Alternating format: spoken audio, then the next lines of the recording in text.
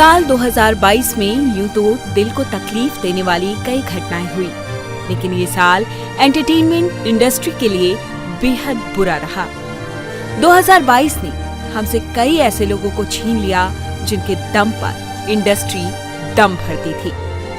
किसी ने अपने संगीत से दुनिया के मन को बहलाया तो किसी ने अपनी कॉमेडी से दुनिया को हंसना सिखाया।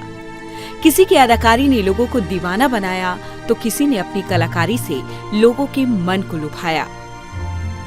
अब ये सितारे भले ही सितारों में समा गए, लेकिन अपनी रोशनी से सिने जगत को लबालब कर गए। आइए हम आपको बताते हैं कि इस साल किन लोगों ने दुनिया को अलविदा कहा, जिनकी कमी कभी नहीं भरी जा सकती। सबसे पहले बात स्वर कोकिला लता मंगेशकर की।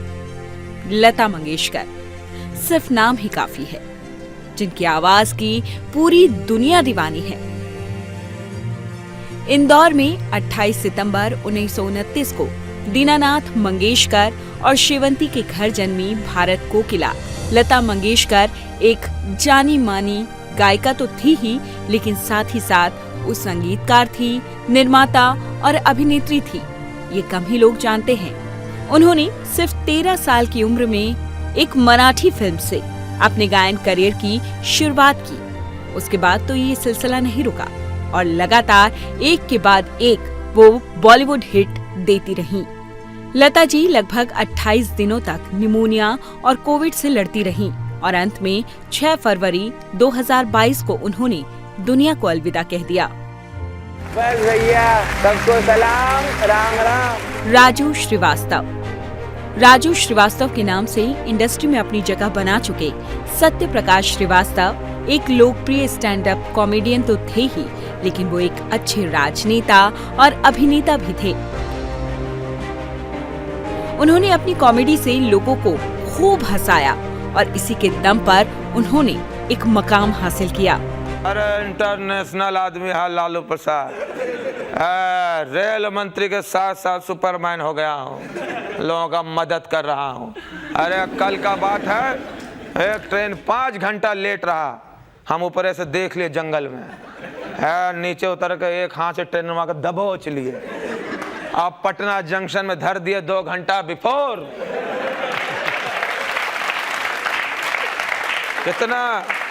कितना वाहवाही हमरा हो रहा है। वाहवाही सुने हैं और बाद में पब्लिक कितना गरिया है उन्हें सुने हैं।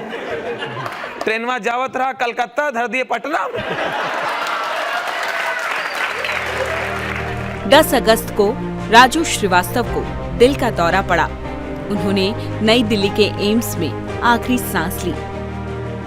बॉलीवुड अभिनेता के रूप में उन्होंने 1989 में सूरज बड़जात्या की फिल्म मैंने प्यार किया में एक छोटी सी भूमिका अदा की थी। इसके बाद उन्हें एक के बाद एक कई भूमिकाएं मिली और एक जानी मानी स्टैंड अप कॉमेडियन के तौर पर भी उन्हें शानदार पहचान मिली। बप्पी लहरी गायक, संगीतकार और निर्माता, डिस्को और पॉप के बादशाह के रूप में बप्पी दा को भला कौन नहीं जानता। 1952 में जलपाईगुड़ी पश्चिम बंगाल में संगीतकार अपरेश और बांसुरी लहरी के एक बंगाली ब्राह्मण परिवार में जन्मे बप्पी लहरी ने 3 साल की उम्र में ही तबला बजाना शुरू कर दिया। उन्होंने भारतीय फिल्म संगीत को दुनिया भर में लोकप्रिय बनाया। वो सिर्फ बॉलीवुड ही नहीं बल्कि बंगाली, तेलुगु और कन्नड़ फिल्मों में भी बॉक्स ऑफिस पर बड़ी हिट फिल्में दिया करते थे। उनके गीत 21वीं सदी में भी खूब लोकप्रिय रहे। इस साल 15 फरवरी को मुंबई में ऑब्स्ट्रक्टिव स्लीप एपनिया की वजह से बप्पी लहरी का निधन हो गया और वो हमेशा के लिए चले गए। केके जाने माने गायक कृष्ण कुमार कुन्नत, जिन्हें प्यार से लोग केके के नाम से जानते हैं। उन्होंने प्यार के पल और यारों जैसे कई हिट गाने दिए जो आज भी आपकी प्लेलिस्ट में जरूर मौजूद होंगे। एक प्लेबैक सिंगर के तौर पर उन्होंने कई गानों को अपनी आवाज दी। फिल्म ओम शांति ओम का आंखों में तेरी गाना आप कैसे भूल सकते हैं। उसी तरह बचना ए हसीनों का गाना खुदा जाने लोगों की जुबान पर आज भी है। केके ने साल 2022 की 31 मई को कोलकाता में आखिरी सांस ली। मौत भी उनकी लाइव परफॉर्मेंस देते हुए ही हुई थी।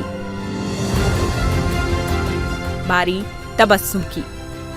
अपनी खूबसूरत अदाओं और बातचीत से हर किसी के दिल पर राज करने वाली तबस्सुम अयोध्या की रहने वाली थी। 9 जुलाई 1944 को उनका जन्म हुआ था। उनके पिता अयोध्यानाथ सचदेव थे और मां असगरी बेगम। तबस्सुम स्वतंत्रता सेनानी परिवार से आती थी। तबस्सुम ने 1947 में बतौर चाइल्ड एक्टर काम करना शुरू किया। इसके बाद दूरदर्शन पर आने वाली सेलिब्रिटी टॉक शो फूल खिले हैं गुलशन गुलशन को होस्ट किया और उस वक्त लोगों की जुबान पर तबस्सुम का नाम रटा हुआ था। उनका ये शो बेहद हिट रहा। इस शो को वो 1972 से लेकर 1993 तक होस्ट करती रही। तबस्सुम ने अपना फिल्मी डेब्यू बतौर चाइल्ड एक्टर नरगिस के साथ किया। इसके बाद वो मेरा सुहाग, मझधार और बड़ी बहन जैसी फिल्मों में दिखाई दी। उनकी आखिरी फिल्म अपीयरेंस 1990 में आई फिल्म स्वर्ग में। 18 नवंबर को वो हम सबको छोड़कर चली गई।